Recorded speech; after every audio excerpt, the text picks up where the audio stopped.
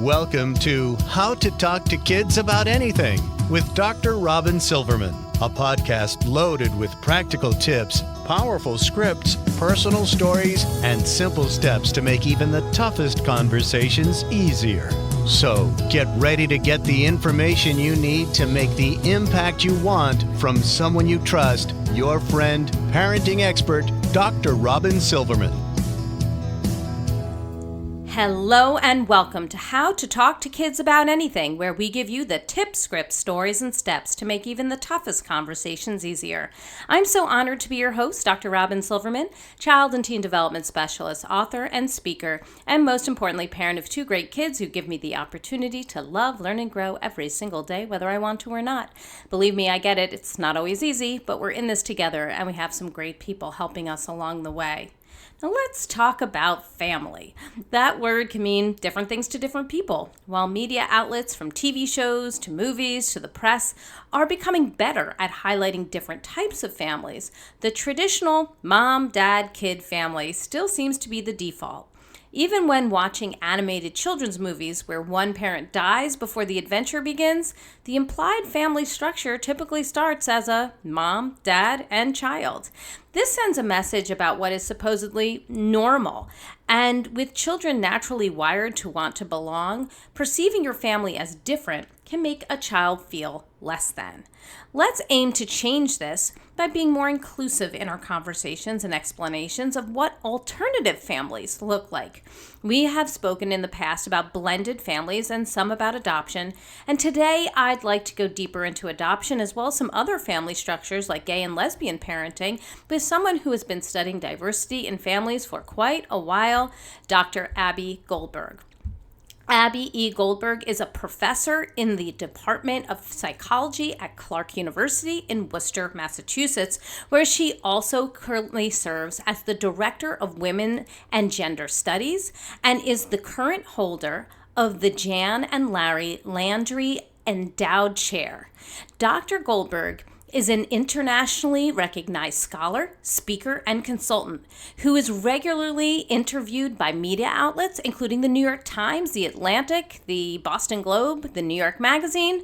Her research examines diverse families, including LGBTQ parent families and adoptive parent families, as well as the experiences of marginalized groups such as trans youth. A central theme of her research is the decentering of any quote-unquote normal or quote-unquote typical family, sexuality, or gender to allow room for diverse family sexualities and genders. Dr. Goldberg is the author of 140 peer-reviewed articles, over 25 book chapters, and 4 books. LGBTQ Family Building, A Guide for Prospective Parents, Open Adoption and Diverse Families, Gay Dads, Lesbian and Gay Parents and Their Children. Her research has been cited worldwide, and she teaches courses on diversity in contemporary families, research methods with diverse families, human sexuality, the psychology of sexual orientation, gender and crime, and ethics in clinical psychology. We are so excited to have you. Welcome, Professor Abbie Goldberg, to How to Talk to Kids About Anything. Thank you so much. So glad to be here.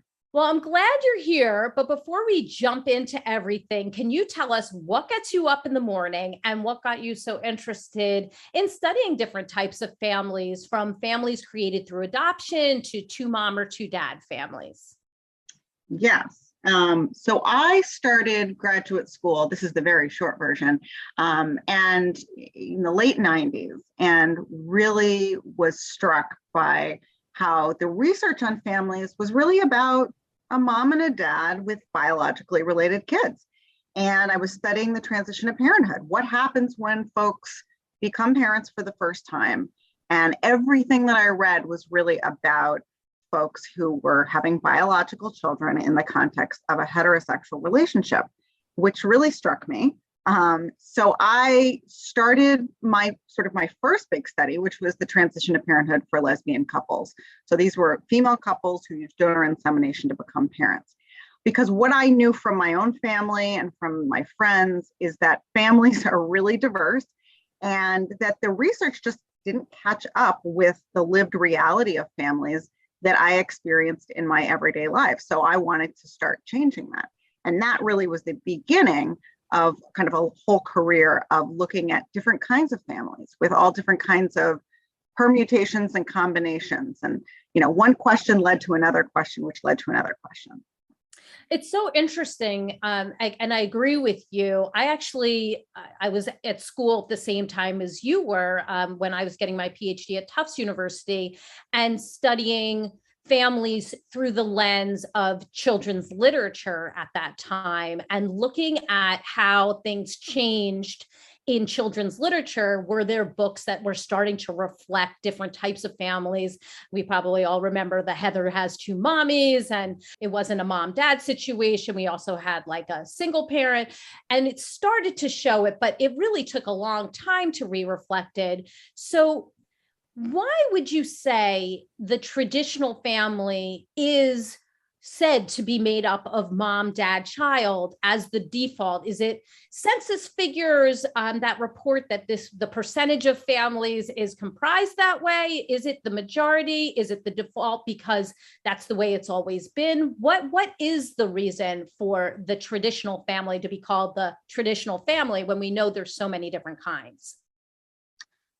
Well, it's not census figures because we know that it is not really the dominant family form. We've got divorced families and we've got adoptive families and two mom families and grandparents raising children and so many other combinations, single parents. So we have to look deeper and think about, there's an element of family values here. Who do we think is the ideal? And so I don't think that most people would say, a mom and dad and two kids is by and large, the most common type of family, although some people would. But we might say that's the ideal kind of family. That's the kind of family that everyone should aspire to. It's the healthiest kind of family. It's the kind of family that we've seen represented again and again throughout history. There's some nostalgia and idealization attached to that kind of family, even if what's going on in that family, right, whoever they are, isn't necessarily that happy or healthy, right? So we've kind of clung to that idea that this represents the ideal, even though we see perfectly healthy and happy representations of diverse families all around us. So are you saying then that the assumption that heterosexual couples raising children, that is the healthiest way to raise children, is not actually accurate? Yes, I am. We know that in academic speak, family structure, so who makes up a family, is less important than what we call family process, what happens within families. So family process is just more important. And really what's interesting is that family process can look really similar across all different kinds of or different structures of family. So what actually happens within families matters more to kids' development, for example, than whether you have a mom and a dad, right? Are your parents warm and supportive, and do you have people that you can count on? Can you trust your parents? Do you have a sense of safety, right? Are these good relationships? That matters more than if you have a mom and a dad. Thank you. That is really illuminating, and I feel like really gets at the point and the crux of the matter. Now, you study families that were created through adoption. Ours, obviously having a couple, of course, is also a family. I mean, creating a family with kids. We adopted both of our children, so we embody that structure. And in general, I would like to know, what were some of the most profound findings that you discovered while studying families that created their structure with kids through adoption? Well, I guess one of the most profound things, I should say that I've been following over 150 lesbian, gay, and heterosexual adoptive families for almost 17 years. Wow. So I know, it started out as That's a awesome. study to look at their transition to parenthood. And then it just became a study of their transition to kindergarten and a study of their transition to elementary school. And then it became a divorce study because certain people got divorced. And so I'm interested in family transitions and what helps people to thrive when things are changing. And how can we support families when they're not thriving? So surprise, surprise, things change. That really is the name of the game. One of the most interesting things is that many of these families are in what we call open adoptions, where they have some amount of contact with, right? With birth family. And what I can say about that is just change is the name of the game. There are folks that were not super on board, or maybe not quite as open to open adoption early on, but they really got, as their kids started to develop, how important that was for their children. And they surprised themselves, and I think sometimes me, with their expansive view of what families could be and their willingness and ability to integrate birth family, even when it was really hard. Because these aren't stories where it's just, everything's easy. When we have multiple people involved, things are complicated. So I guess I've just been surprised and engaged with how much these relationships have changed over time.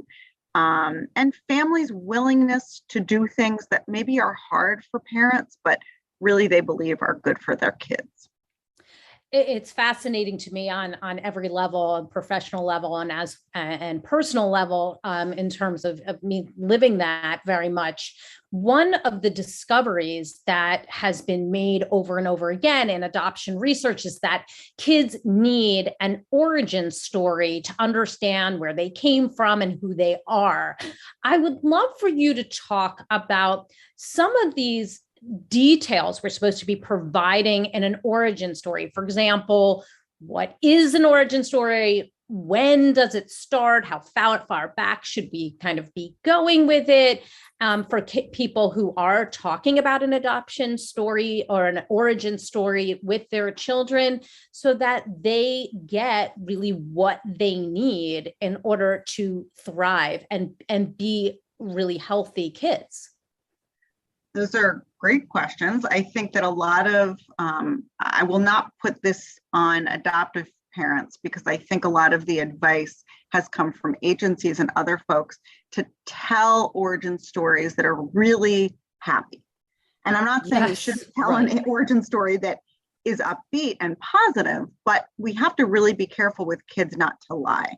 And so sometimes I hear origin stories that sound close to lying to me. And that's not great, because at some point you're going to give a more nuanced, complicated narrative or origin story. And it can't be so different from that original origin story that the kid says, well, wait, what about the part where they loved me so much that they placed me for adoption? Or what about, my birth parents are, heroes, or your heroes, right? So we build up these kind of ideals and these ideas for kids that are very, they don't always approximate the real conditions. So I think there's a way in which you can tell an origin story that is truthful, but that's nuanced and that is upbeat, to the extent that it can be. So emphasizing how all the people involved really loved you. That's true. And that's not going to change. But saying they loved you so much that they placed you for adoption, for a lot of folks, that's not totally true. A birth parent placed the child for adoption, maybe because they had very few resources in their life that would allow them to keep that child. That's a fact. It's a painful fact, but it's a fact. So telling the child, she wanted you to be with us because she wanted a better life for you. That's a tricky, and many people would say not a truthful narrative. And it's one that will probably over time be challenged. Mm-hmm. Mm-hmm. A friend of mine lived the issue that you just highlighted, admitting now that she wound up making a mistake and wish she had done it differently, but with the greatest of intentions, because the story that she would have needed to tell her child who was asking was extremely unpleasant, and happened to be placed for adoption out of safety for her and for her siblings, who remained with the mother because the birth father, who was the birth father just to this particular baby and not the others, was being abusive, sexually abusive to those other children, and would have had a reason, a legal reason, to be able to hang around that house had the birth mother kept that child. Now, they have an open adoption, and they have kept in touch with the birth mother and the siblings, and it is a very lovely family structure. However, my friend has said, had she done it again, she would have liked to have said something like, you were placed for adoption because they wanted to keep you safe. And then once she was old enough, would have been able to detail that if the child said, what do you mean they needed to keep me safe? To be able to say, well, this person didn't understand body boundaries, and go into more detail as needed. So when she did finally get into it, it became so shocking that before that, the child kept thinking that they placed for adoption because she wasn't good enough. They kept the other children. So in her head, they gave me up. They didn't want me. So she made up another story, which is one of the problems that we wind up having if we don't tell the origin story, or if we circumvent the details. Isn't that true? Very much. And I would put the center of that story, even more so than they wanted to keep you safe. Your safety was the priority. So even changing that little bit of language around, the system wanted to keep you safe, or, these people, rather it was your safety, because that empowers the child to feel like they were, at the center. And that was a priority.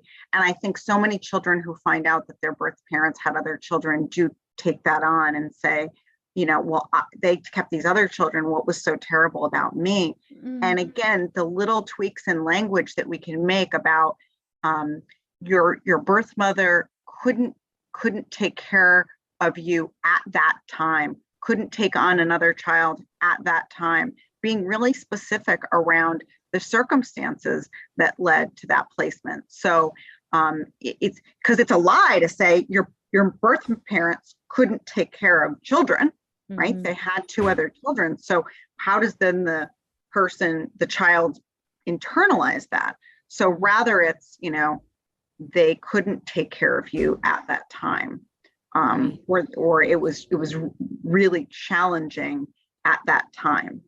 Okay, excellent. That scripting is really, really important. And I really understand that. So I would love to go further and talk a little bit more about scripting, how we would broach an origin story and explain an origin story if, let's say, for example, that a lot more about the birth mother, but you actually don't know anything about the birth father. How would you deal with that situation, wanting to give an origin story to this child, but not really having a balanced view of what it is?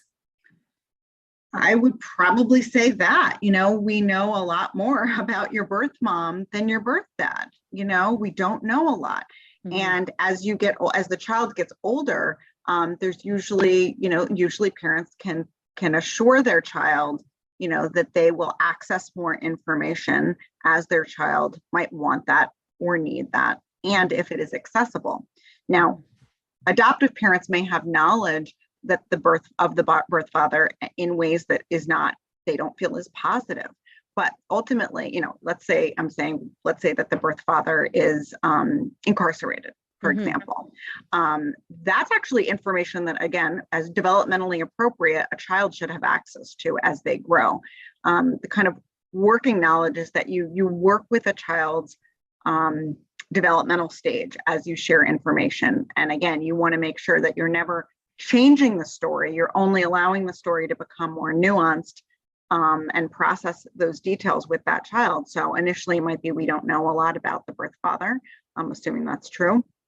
And then it may graduate to, we don't know a lot, but we have these details. And if you're curious about more, we can try to find out more, or we can try to get in contact. And then it might be, we now learn that your birth father's incarcerated. He's in jail. What would you like to do? Would you like to write him a letter? There may be something about that could be really positive for a child. Of course, you want to make sure, you want to be monitoring the child for how are they experiencing this. Ideally, you have access to adoption aware or adoption sensitive therapists who might be brought in to kind of support that process. But the working idea is that by the time a child is a teenager, they really do have access to all information about their origins.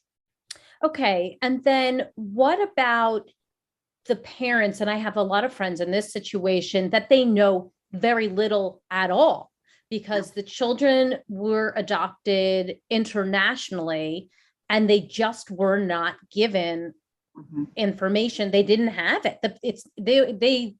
I think the adoption centers and the orphanages and that, they didn't have the information. So what do you do in the situation where you really don't know?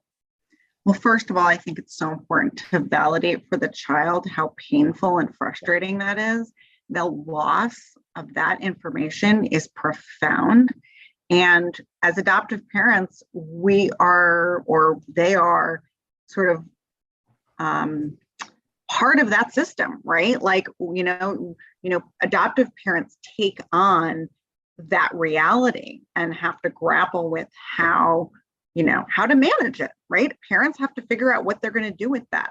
So I think first validating that, and then, there are all of these new ways that people are seeking out information.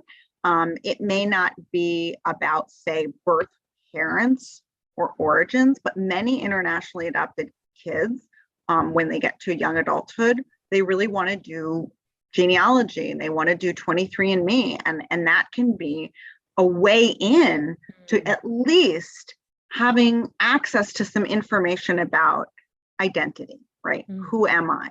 Who are we? And to be able to access that, of course, it's not the same thing as knowing who your birth parents are, but it's something. And so adoptive parents should really support that process. People are also employing these kind of detectives, both overseas and then people who they can find online, to find out information about origins, who, for kids who were internationally adopted. And some people have had success. And I know that there are parents who have accessed things, that they've said, like, all right, let's go to China and look at your home country. And we know you're from this area. So let's, investigate this particular area, and let's learn some of the language, and let's learn some of the traditions. So I know that some adoptive parents are trying to access some of the origin and by incorporating some of the traditions and language from that place of origin. Is that also a way to get at a little piece of this for these kids? Yeah, I mean, certainly returning to that country as a family, right? And not just sort of sending the child, or, and part of it could be this sort of fact-finding mission, like trying to find out more about, going back to the orphanage and trying to find out more information. Some of the people use it as sort of a little bit of an excursion to try to gather more information. So it's both a cultural kind of immersion, but it's also a fact-finding mission, because they may be doing that work with their children, or maybe alone. So all of that is great. I think the key thing is that parents need to recognize that they are now part of a multicultural, often multiracial, multilingual family, that this isn't just their child's identity. Sending your child off to a culture camp, or sending your child off to this other country, but rather this is, you've taken this on as well. And doing things where you might feel like the outsider. That's good, right? Yeah. Parents should challenge themselves to realize usually what their child experiences all the time, which is being of a different, background, being phenotypically dissimilar from family members, looking different, being the only person of color, say, in a group. Parents owe it to their kids to look for opportunities where they're the ones who look different and feel different, whether that's in another country or whether that's at a church or whether that's in a neighborhood or at school or whatever. I love that. It just flipped it on its ear for me where, when a child comes to you and wants to know your background and your genealogy and you say, oh, well, my dad's family was from Prague and my mother's family was from an area in Russia. And that you could say, this is part of your heritage now, and your origin, your place of origin is also part of our heritage now. I love that. It goes both ways because I don't think that many people think about it that way. So I think that's really, really genius. It adds an extra layer, this idea that you have a family that has different races in it. And for those children who were adopted, it needs to be integrated and combined and celebrated in order for children to thrive. And it's such a good way of doing that. I really appreciate what you're saying there. Thank you. Yeah, I think it's just more about like taking it on as a responsibility. And I think a lot of times, especially with transracially adoptive, parents and families, there is not as much attention to, what would it be like for me to be uncomfortable, rather than asking my child to adapt to, say, a primarily white school, what would it be like for me to live in a predominantly Black community, or go to this church that, is predominantly Black, where I'm one of the few white parents. So again, leaning in or interrogating that discomfort, what is going to work for my child should be at the center. And, being uncomfortable can be really good for us. What a growth opportunity. Finally, with the scripting, if the birth parents have negative things that were the reason why this child was placed for adoption, like the abuse situation or neglect, and yes, the orphanages and the adoption community often says that we need to be positive about birth parents for the health of the child. What kind of things can we say to that child about their origin if things started off really poorly for them and still want that child to thrive in knowing their story? Yeah, I think it's so important. Here is where like being really careful with language is so important. Because again, there's real danger in saying, your birth parents were bad people, right? They hurt you. We don't want to say that for a variety of reasons. One of which is, first of all, that's probably, it's not true. It's too simplistic. And the child internalizes that as part of their story. Right. If my birth dad was a bad person, what does that mean about me? Boys in particular, if people tend to identify overly with the same gender parents. So if you say your birth father was a criminal and he's in jail, think about how a child is going to interpret that and experience that as what it says about them. So there's ways in which you can talk about, let's say there's a parent who was neglectful or abused, and those are two very different things. Yes. I will say, talking about trying not to get into personal qualities and the blame game, maybe talk more about systems and again, about safety. So talking about, your birth mom had a really hard time, because often when we see things like abuse or neglect, we're also talking about systemic issues. We're talking about poverty. We're talking about systems that failed folks. We're talking about mental illness. So, your birth mom had a really hard time. They didn't have the support that they needed to be able to parent you in the way that they wanted to or they needed to. And again, that can change as the child gets older to say, eventually your birth mom had a diagnosis of X. This meant that there were these behaviors which made it hard to parent, right? So you get more specific, but it's really important to remember that this child is of those birth parents. So anything you say, that child can and will internalize as part of themselves. Thank you. That is important for us to know that we're dealing with nuanced humans and not somebody who you never want one label to be slapped on your head. So we wouldn't want to do the same thing to others. Now, you also study gay and lesbian parenting, and the past several decades have seen increasing controversies over lesbian and gay parenthood. At the same time, more same-sex couples than ever are becoming parents. Can you talk about some of the top struggles that might be unique to these two mom or two dad households for the parents and for the kids? Yes, and I will say, things have really changed in different ways, right? Things have gotten increasingly more positive in many ways, right? There's been some real wins in terms of family recognition, but especially depending on where you live, the rights of, LGBT parents are often challenged.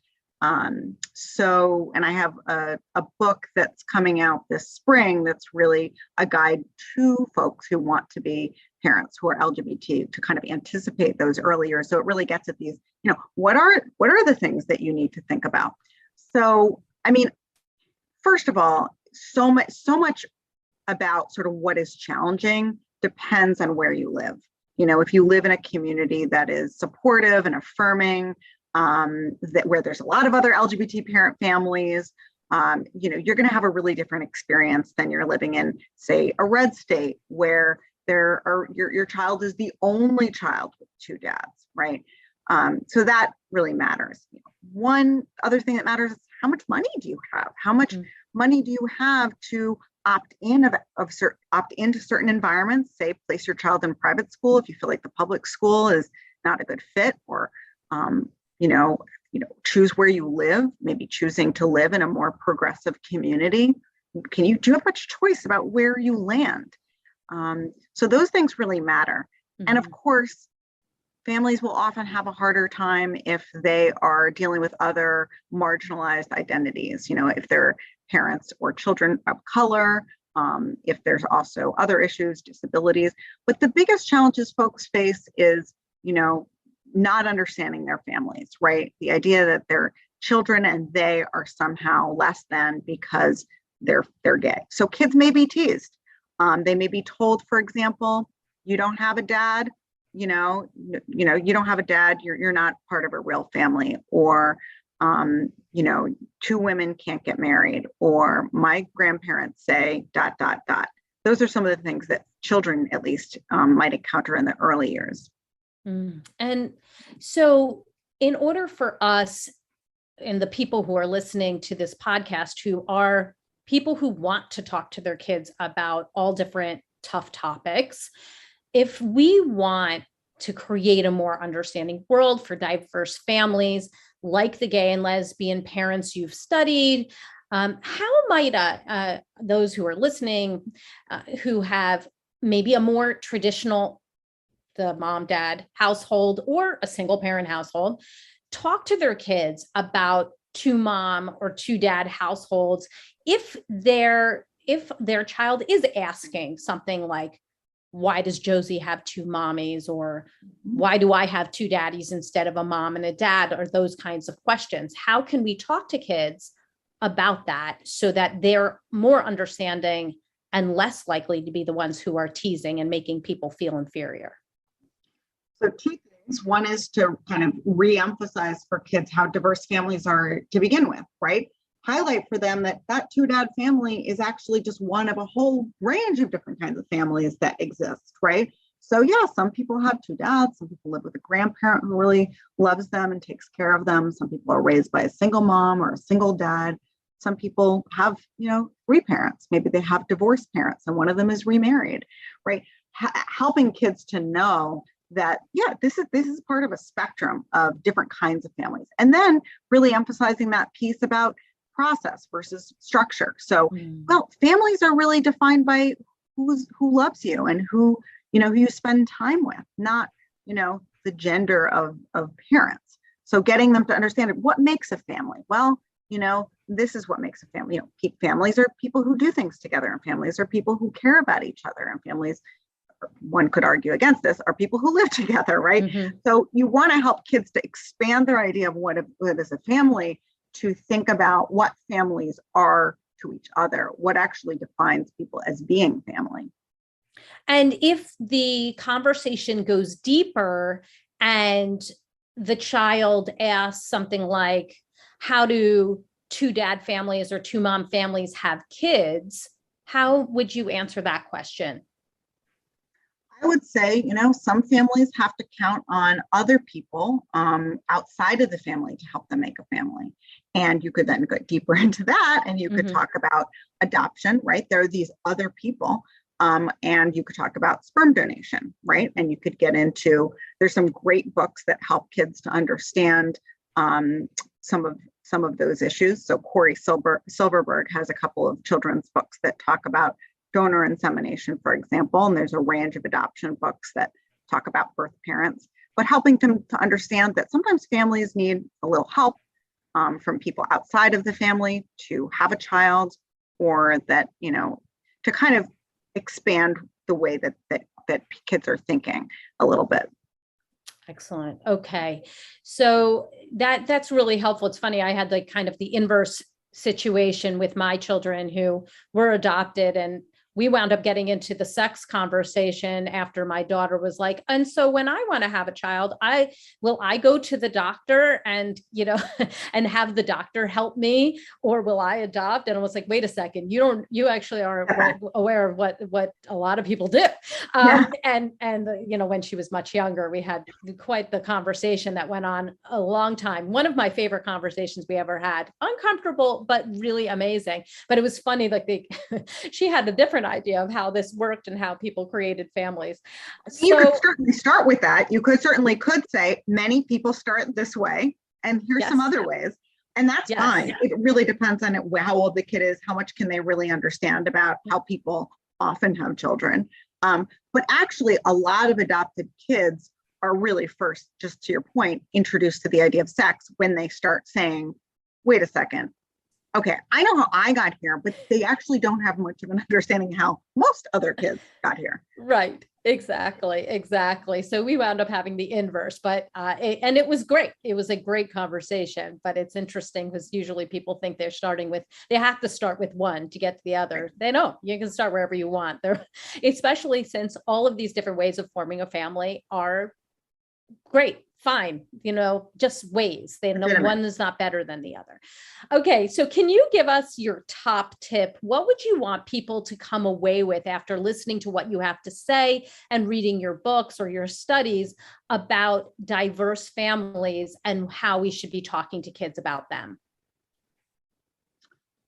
I think we want to help kids understand not just, that there are a whole range of different families, but again, broaden their idea even further to understand that, we don't know anything about how kids are going to grow up. We don't know if our kids will adopt, if our kids will be gay. We don't know if our kids will decide they don't want children, right? So it's part of it is saying, be kind, accept, empathize, be respectful to other families, don't judge other families. But part of it is also anticipating what children might ultimately, the range of possibilities that kids can imagine for themselves. We don't want kids to foreclose any possibilities for themselves. So when we reinforce the idea of a particular kind of family that is valid, we're not only shaping how they treat other people, we're shaping what they can imagine for their own futures and their own lives. Well said. And I think that's a great way of putting it. Give us the resource of the week. Where can we go to get more information about you, your books, and the work you're doing? Sure. So my research website, where you can find all of my articles and books, is abbiegoldberg.com. And I also created a website called teachallfamilies.com that is specifically for educators and parents about how to actually create more inclusive learning environments for LGBT parent families and also adoptive parent families. Excellent. And all of those links will be put in the show notes for any of you who are running around right now. And I just want to thank you so much, Professor Abbie Goldberg, for being on the show today. I think we all learned a lot about all different types of families and really understanding how to talk to kids so that they have a full understanding of the range of families that are out there and the range of families that they could have when they grow up. So thanks again for being on the show. Well, thank you so much for having me. Well, I've got my takeaways, and sweet friends, I know you have yours. Let's go up to Facebook. We can go to the Dr. Robyn Silverman page, or let's chat about it at drrobynsilverman.com or twitter.com. I'm at Dr. Robyn. I'm also on Instagram under Dr. Robyn Silverman. And if you love this podcast like I did, what is so interesting, I hope you will go up to iTunes and rate and review it so other people can learn about these outstanding solutions and use them in their own homes, that they can have these conversations. It's about adoption, about LGBTQ parenting, all the different things that Abbie Goldberg was talking about. I'd really appreciate it. That's all the time we have for today, my fellow parents, leaders, and educators. Thank you so much for tuning in to How to Talk to Kids About Anything. For more information on books, articles, speaking engagements, or curriculum, please go to drrobynsilverman.com. There's so many great podcasts up there, and the show notes to this podcast will be up there as well. I look forward to weathering the storms and enjoying the sunny side of life together. And please remember, even on the days when you fall short, you've got this, you're here, you're getting the information you need. I know it's not easy, but never forget there's always tomorrow. Parenting is often the ultimate do-over. So if you said something about another family, about the way you answered a question, you go, oh, I didn't do that right. You often have another chance to do it again, and you can ask for another chance to do it again. I'm right there with you, and I see you. And as there are moments when we doubt our know-how, our choices, and our sweet sanity, please know you are 10 times the parent you think you are. Until next time, this is Dr. Robyn Silverman with How to Talk to Kids About Anything. Please tune in again and keep connecting through conversation. See you next week. You've been listening to How to Talk to Kids About Anything with Dr. Robyn Silverman. For more information on books, articles, speaking engagements, or curriculum, please visit drrobynsilverman.com.